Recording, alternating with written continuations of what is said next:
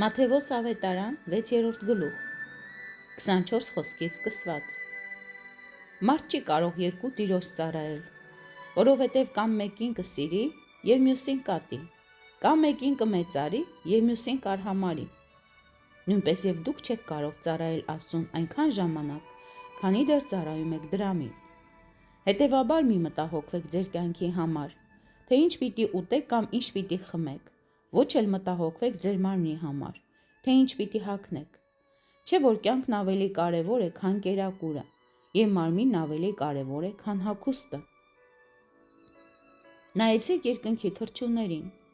ոչ սերմանում են, ոչ հնձում և ոչ էլ շտեմարանների մեջ ամբարում, և սակայն ձեր երկնավոր Հայրը կերակրում է նրանց։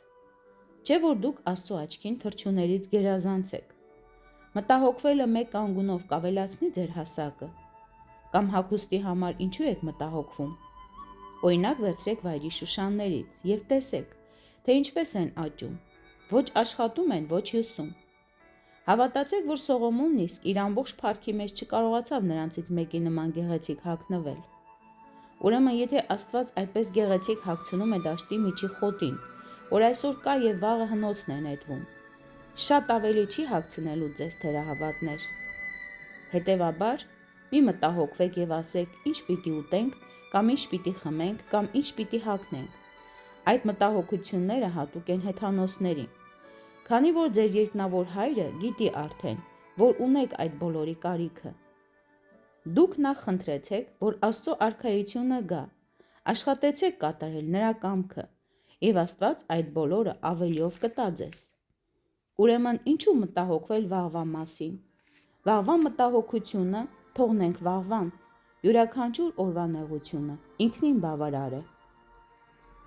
Թանկագինս, խորհիր այս խոսքի շուրջ։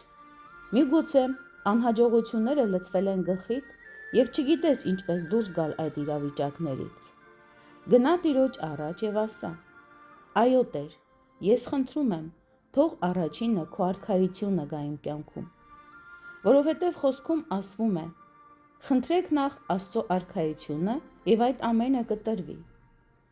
Աստված իր խոսքի ետևում կանգնած է, և եթե խոսքի համեմատ անենք, ամեն բան կտրվի, ինչի կարիք որ ունենք։ Սկսիր օրդ աղոթքով և Աստծո խոսքով։ Տուր Տիրոջը լավագույնը, առաջնայինը, և նա ավելիով կօրհնի քեզ։